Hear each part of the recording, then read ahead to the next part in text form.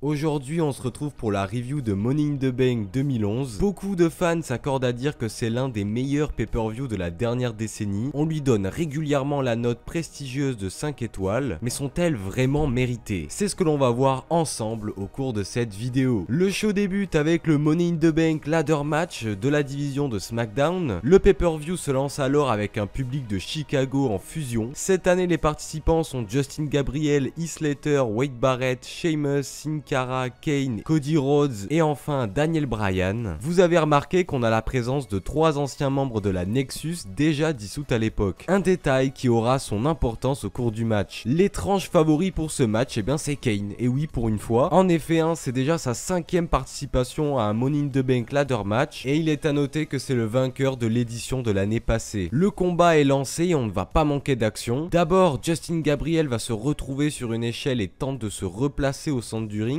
mais il est interrompu dans sa manœuvre par un superbe dropkick de Bryan depuis la 3e corde. Ensuite, on a un enchaînement assez fou de plusieurs sauts à l'extérieur de Daniel Bryan qui ouvre le bal, puis de Gabriel, Slater et enfin Sin Cara. Ce même Sin Cara n'est pas en manque car depuis la 3e corde, il inflige un sublime Spanish Fly sur Daniel Bryan. Le Mexicain a l'air dans son élément pour une fois et nous sort une performance XXL, peut-être la seule de son passage à la WWE d'ailleurs. Barrett va placer une échelle à l'extérieur et cette échelle va totalement couper l'élan du luchador, car Sheamus lui porte une énorme powerbomb d'une rare violence à travers cette échelle. Sous la violence du choc, le Mexicain se fait évacuer sur civière. Alors en réalité, cette blessure a été orchestrée par WWE tout simplement parce que il avait été suspendu à l'époque. Les anciens membres de la Nexus refont équipe comme à la bonne époque. Wade leur demande de le protéger pour décrocher la mallette tranquillement, car après tout, c'était lui le chef du clan. Mais son manège ne marche plus sur eux, Slater et Gabriel décide de l'attaquer. Alors que Bryan tente de monter en haut de l'échelle, Sheamus le rattrape et le porte sur ses épaules. Kane du haut de la 3e corde lui porte un énorme coup de la corde à linge, un move assez rare de la part du Big Red Monster Kane. Slater, on ne sait pas pourquoi, va se trouver sur l'échelle portée par Sheamus et Barrett et il est balancé hors du ring sur Kane. Un spot assez fou et pour le coup assez innovant à l'époque. Sheamus fait le ménage dans le ring à coups de brogue kick, il monte en haut de l'échelle mais Kane l'arrête et lui porte un énorme choc slam sur une échelle. Le combat est un enchaînement de spots plus fous les uns que les autres et comme si ce n'était pas assez, Gabriel nous sort un énorme 450 splash depuis une échelle postée sur la 3e corde sur Kane. Il ne reste plus que 3 hommes debout. Bryan fait face à Cody Rhodes, il le place dans une soumission tout en haut de l'échelle mais dans son dos, le rusé Wade Barrett essaye tant bien que mal de décrocher la mallette. Finalement, Bryan éjecte Cody, il se tourne alors du côté de l'anglais et lui porte un énorme coup de pied au visage qui l'assomme pour devenir le nouveau Mr. Money in the Bank de SmackDown. Un match sensationnel de 24 minutes, ce qui est assez rare pour ce type de match. La WWE a donné beaucoup de temps aux lutteurs et franchement c'était parfait. Il ouvre à la perfection ce pay-per-view, beaucoup d'action, un peu de storytelling, des spots dangereux, bref c'était vraiment parfait. Chaque lutteur avait son spot ou sa place dans le combat. Et puis que dire du résultat, Daniel Bryan, Mr. Money in the Bank, c'est plus que mérité pour cet excellent catcheur qui va pouvoir cette année-là se diriger vers le haut de la carte. Ensuite, la WWE diffuse une petite vidéo où l'on voit Mr. McMahon et John Laurinaitis sortir d'une limousine. Ils sont évidemment sous tension avec le main event de ce soir qui les concerne plus que jamais. On enchaîne ensuite avec le match pour le titre des Divas opposant Kelly Kelly, la championne, face à Brie Bella. Un combat oubliable, bien sauvé par la performance in-ring de Kelly Kelly. Non, je déconne. Il n'y a rien à retenir de leur affrontement. Durant toute la durée du combat, c'est Brie Bella qui va largement dominer, jusqu'au moment où Kelly Kelly revient et porte très rapidement son finisher, le K2, et fait le tomber pour conserver son titre des Divas. Il faut ce genre de combat dans une carte pour un peu reposer le public. Autant vous dire qu'il est bien en forme et moi aussi. On passe ensuite à Mark Henry face au Big Show, un combat entre deux colosses. Une rivalité qui s'introduit dans la génialissime période du Hall of Pain de Mark Henry. Rien qu'à son entrée, Mark Henry arrive à nous faire ressentir toute sa colère prête à imploser face au Big Show ce soir. Le Big Show fait une plutôt bonne entame de match, mais à l'extérieur du ring, il est touché au niveau du genou après un coup d'escalier de Mark Henry. De ce fait, Mark Henry va se focaliser sur ce genou tout au long du combat. Le Big Show tente de revenir dans le match, mais Mark Henry lui porte son finisher, le World's Strongest Slam. Il fait le tomber, mais contre toute attente, le Big Show se dégage au compte de 2. Il n'en fallait pas plus pour mettre encore plus en rogne Mark Henry. En effet, il exécute une nouvelle fois son World's Strongest Slam, et enchaîne avec 2 splashs pour remporter le combat. Mais il ne compte pas en rester là, puisqu'après leur affrontement, il décide d'aller chercher une chaise, puis de la placer au niveau de la cheville du géant. Mark Henry se positionne alors sur la 2e corde et atterrit sur sa cheville. Le Big Show hurle de douleur et est forcé d'être évacué par les médecins de la WWE. Un bon combat, pas trop long surtout, il ne dure que 6 minutes et j'ai envie de dire qu'il n'en fallait pas plus. Un affrontement qui continue de construire la machine à détruire qu'est Mark Henry en 2011. Et en plus de ça, ça transitionne parfaitement sur un combat qui nous réserve beaucoup plus d'action. Mais avant de passer au match suivant, on retrouve Vince McMahon dans les vestiaires se faisant interviewer par Josh Matthews. Vince dit ne pas avoir réussi à faire prolonger le contrat de Punk. Il le qualifie même d'ingrat au vu du montant qu'il lui a proposé. Le chairman de la WWE termine par mettre en garde une nouvelle fois John Cena dans l'éventualité où il perdrait ce soir face à Punk. Le prochain match est le Money in the Bank ladder match de la division de Raw. Les participants de ce combat sont Alberto Del Rio, Rey Mysterio, R-Truth, Evan Bourne, Alex Riley, The Miz, Jack Swagger et Kofi Kingston. Après leurs entrées, tous les participants se munissent d'une échelle et s'attaquent à Del Rio. Evan Bourne et Kofi vont utiliser une échelle à 2 pour faire le ménage sur le ring. On n'a même pas le temps de s'ennuyer qu'on enchaîne déjà des sauts à l'extérieur. D'abord cette R-Truth sur Swagger et le Miz. Ensuite c'est Kofi et Rey Mysterio en simultané qui plongent depuis la 3e corde vers l'extérieur du ring. Et pour finir, Evan Bourne exécute parfaitement son airborne depuis le haut d'une échelle sur tous les autres participants. Le Miz se blesse au niveau du genou suite à une chute depuis l'échelle poussée par Del Rio. Rey Mysterio et Evan Bourne veulent s'emparer de la mallette mais ils sont rattrapés par R-Truth et Del Rio. Pour s'en sortir, ils exécutent en simultané 2 ciseaux de tête magnifiques. Grâce à une échelle placée dans le coin, Kofi porte son boom drop depuis la 3e corde sur R-Truth. Tous les participants montent alors sur une échelle et on se retrouve avec un plan génial où tous les lutteurs tentent d'attraper du bout des doigts cette mallette qui changerait tellement de choses pour leur carrière. Mais Alberto Del Rio est le premier à chuter, suivi par Alex Riley, R-Truth, Jack Swagger et Evan Bourne. Kofi est le seul survivant après avoir poussé Rey Mysterio, mais Swagger met fin à son rêve en l'entraînant dans sa chute. Une chute d'ailleurs moyennement maîtrisée par Jack Swagger qui retombe assez mal sur le ring. Après ça, la foule de Chicago entre en fusion car c'est le Miz qui arrive en boitant sur le ring, mais Mysterio coupe son élan avec une powerbomb. Rey Mysterio est à 2 doigts d'obtenir la mallette, mais Del Rio est toujours dans le combat. Il lui fait face tout en haut de l'échelle et Del Rio décide de retirer le masque de Rey Mysterio, un sacrilège pour tous les luchadors. Il le pousse, sauf que Rey Mysterio se retrouve inconscient sur une échelle juste à côté. La chute de son échelle fait chuter celle de Del Rio et Del Rio se retrouve embêté à devoir replacer son échelle. Un moment certainement pas prévu qui reste assez drôle mais qui n'affecte en rien la qualité du match. C'est bel et bien le Mexicain Alberto Del Rio qui s'empare de la mallette de Money in the Bank de Raw de l'année 2011. Un combat de qualité même si j'ai trouvé par exemple que Alex Riley était assez effacé durant le match. En revanche, ce ladder match nous a offert de magnifiques spots et pour une durée de 15 minutes environ, on n'a pas le temps de s'ennuyer. Le résultat est logique au vu du booking des créatifs de la WWE à l'époque. Bref, un super combat pour poursuivre une soirée qui est encore loin d'être terminée. A noter que lorsque le Miz revient dans le match blessé, il est ovationné par le public de Chicago. Peut-être un Summer of Miz, moi je dis allons-y. Il ne reste plus qu'un match avant le main event tant attendu et on s'attaque à un gros morceau avec Christian contre Randy Orton pour le championnat du monde poids lourd. Une opposition qui s'inscrit dans leur programme génial dont j'ai déjà eu l'occasion de vous parler sur cette chaîne. La stipulation de leur affrontement est simple, si Orton est disqualifié, alors il perd le titre poids lourd immédiatement. Christian, dès que la cloche sonne, va chercher une chaise, il fait saliver Orton en se tournant et en lui demandant de le frapper à coups de chaise pour le disqualifier, mais Orton, encore lucide à ce moment-là, refuse évidemment. Après quelques minutes de combat intense, Christian part pour son kill switch, mais il est contré par Randy Orton. Randy Orton en profite et monte sur la 3e corde avec lui pour tenter de lui infliger une souplesse, mais Christian parvient à l'en empêcher et exécute un diving headbutt. Il fait le tomber, mais il va en falloir bien plus pour vaincre Randy Orton. Les deux hommes se contrent respectivement leur finisher, mais Christian parvient à enfin porter son kill switch sur Orton. Il fait le tomber, mais Orton se dégage au compte de 2. Christian n'en peut plus, il part pour son spear, mais Orton l'esquive en sautant. Orton reprend l'avantage et se pose dans le coin du ring pour préparer son pun kick. Le Canadien parvient à contrer le pun kick, mais il subit un power slam de Randy Orton. Orton enchaîne avec son DDT depuis la 2e corde et se prépare alors pour le grand final, le RKO, mais Christian se réfugie dans le coin du ring au dernier moment. Christian est alors en face à face avec Randy Orton et décide de lui cracher au visage. Un manque de respect total qui le rend fou de rage. Il finit par lui mettre un coup dans les baloches, un geste interdit qui cause sa disqualification. De ce fait, Christian est alors couronné nouveau champion du monde poids lourd de la WWE et Orton devient complètement incontrôlable. Il porte une première fois son RKO sur la table des commentateurs, mais la foule de Chicago en redemande. Il décide alors de faire demi-tour et d'exécuter une deuxième fois son RKO sur la table des commentateurs qui ne veut pas se casser. Un combat qui poursuit l'histoire très bien écrite entre les deux hommes. J'ai vraiment aimé ce combat, leur capacité respective à esquiver leur finisher était vraiment géniale. Ça donne un peu un côté inattendu au final, car on ne sait jamais lequel des deux va parvenir à infliger son finisher sur l'autre. Et puis la fin du match est super avec un Randy Orton qui ne supporte pas ce crachat et qui en oublie la stipulation du match. Bref, c'est un super affrontement entre deux lutteurs très talentueux avec une très bonne storyline en fond et un public juste incroyable. Peut-être pas mon préféré de tous leurs affrontements, mais ça n'en reste pas moins un combat à voir. Ce match nous mène alors au dernier affrontement de la soirée, l'opposition que la foule de Chicago attendait le plus ce soir-là. Je parle bien évidemment de l'incroyable CM Punk contre John Cena pour le titre de la WWE. Ce match s'inscrit dans leur rivalité incroyable lancée par la célèbre pipe bomb de CM Punk, une opposition qui aura le droit à sa vidéo dédiée sur ma chaîne qui arrivera très bientôt. CM Punk va alors concourir pour le titre WWE dans sa ville natale et en ayant son contrat expirant le soir même. Une situation quasi unique dans l'histoire de la WWE. CM Punk est le premier des deux hommes à faire son entrée et quelle réaction de la foule. Punk a littéralement le public de Chicago entre ses mains. Le moindre geste lui vaut une ovation de la part du public. Puis c'est au tour de Cena de faire son entrée, le visage sans émotion, complètement stoïque. Il a très vite senti dès les premières notes de son theme song qu'il est arrivé dans un terrain hostile. En effet, Chicago lui fait sa meilleure bronca pour l'accueillir dans le ring. Après ces deux entrées, le ton est donné. Punk est en terrain conquis et Cena, lui, se retrouve désormais face à un nouvel adversaire, le public. Les deux lutteurs se jaugent en début de match avec une longue phase de chain wrestling. Pendant plusieurs minutes, c'est John Cena qui maintient tant bien que mal CM Punk au sol. Cena se prépare déjà à en finir avec son attitude adjustment, mais c'est encore trop tôt car Punk le contre avec un DDT. CM Punk revient dans le combat et vise le coup fragile de Cena avec un coup de genou sur l'arête du ring depuis la troisième corde. Après une chute, Cena semble se blesser au niveau du genou, mais quelques secondes plus tard, cela ne lui empêche pas de porter une souplesse de l'intérieur vers l'extérieur du ring à son adversaire. CM Punk ne cesse de se dégager et Cena commence à être à court d'idées pour vaincre le straight edge. Les deux hommes commencent à être à bout physiquement, mais c'est à ce moment-là du match que tout va s'accélérer. En effet, Cena tente de porter son 5 knuckle shuffle sur Punk, mais il est accueilli par un coup de pied. Punk capitalise et balance Cena hors du ring et exécute un suicide dive sur lui. Cena reprend l'avantage et lui inflige cette fois-ci son 5 knuckle shuffle, et alors qu'il le porte sur ses épaules pour son attitude adjustment, CM Punk réussit à s'en sortir et évite de peu la catastrophe. Punk ne se laisse toujours pas marcher dessus et contre un nouveau AA et donne de violents coups de genoux au visage de Cena. Cena profite d'une légère erreur de Punk pour le coincer dans sa prise de soumission, le STF. Mais Punk est inarrêtable ce soir, il rampe jusqu'aux cordes et brise la soumission. S'ensuit un enchaînement de fous furieux entre les deux lutteurs. Punk s'élance du haut de la troisième corde pour une descente du coude, mais il est rattrapé en vol par Cena qui le place pour son AA. Punk le contre et le place à son tour dans son GTS, mais Cena parvient à s'en tirer et le place une nouvelle fois dans son STF. Il va même le ramener au centre du ring, mais Punk n'abandonne pas et transitionne le STF de Cena vers sa prise de soumission, le Anaconda Vice. Mais Cena se relève comme toujours et met une énorme clim à toute l'arène en lui infligeant son attitude adjustment. Alors que tout le monde pensait que c'était fini pour Punk, il se dégage au compte de 2. Cena, trop confiant, monte sur la troisième corde et part pour une descente de la cuisse, mais Punk en profite pour le contrer avec une powerbomb. CM Punk veut en finir, il fait son célèbre signe qui annonce l'arrivée proche de son GTS. Mais Cena a eu le temps de regagner en lucidité et s'accroche aux cordes. John Cena en a assez, il est à bout, il veut en finir. Il attend patiemment que Punk se relève et exécute un second attitude adjustment. Il fait le tomber, mais Punk de nulle part se dégage au compte de 2. La foule de Chicago implose devant cette bataille. Cena n'en croit pas ses yeux, mais que faut-il de plus pour remporter ce match? Il place alors Punk sur le coin du ring et prépare un AA depuis la troisième corde, sauf que Punk n'en a toujours pas terminé. Il donne plusieurs coups d'avant-bras à Cena et réalise un magnifique fixe 6 autres têtes depuis la 3ème corde. Punk profite alors de ce moment de flottement pour porter son GTS sur Cena, mais son adversaire sort du ring une fois la prise exécutée, ce qui l'empêche évidemment de pouvoir réaliser le tombé. Mais qui voit l'âge? C'est Vince McMahon qui arrive accompagné de John Laurinaitis. Punk, trop occupé à dévisager le chairman de la WWE, en oublie totalement le combat, ce qui profite à John Cena qui le place dans son STF. Vince McMahon fait alors signe de sonner la cloche pour terminer le combat. Il envoie alors John Laurinaitis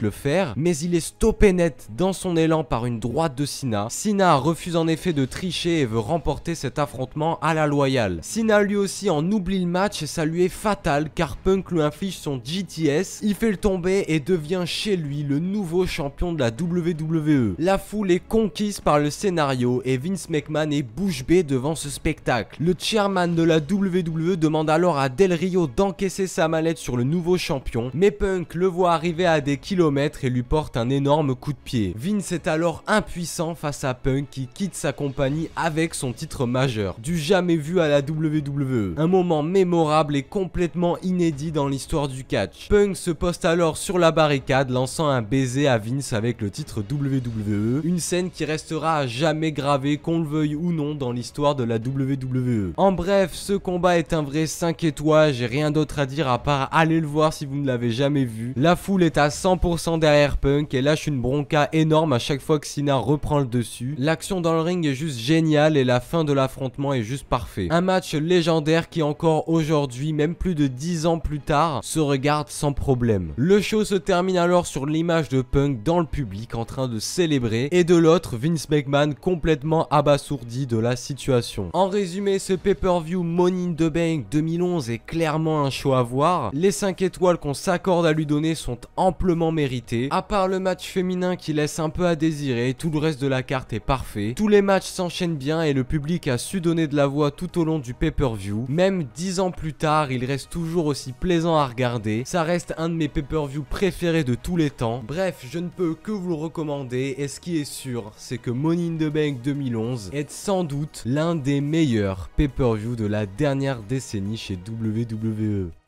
Voilà, c'est la fin de cette vidéo, j'espère qu'elle vous aura plu. N'hésitez surtout pas à me dire en commentaire si ce concept de review vous plaît. Si mon contenu vous plaît, n'hésitez surtout pas à faire les fondamentaux qui sont de me laisser un petit pouce bleu pour le référencement, à vous abonner à ma chaîne YouTube et à activer la cloche des notifications pour être au courant de chaque nouvelle vidéo qui sorte. N'hésitez d'ailleurs surtout pas à me suivre sur Twitch où je live au moins une fois par semaine. Et si vous voulez être au courant de toute l'actualité de la chaîne, tous mes réseaux sociaux sont disponibles dans la description. Et moi, il ne me reste plus qu'à vous dire, allez ciao, bonsoir.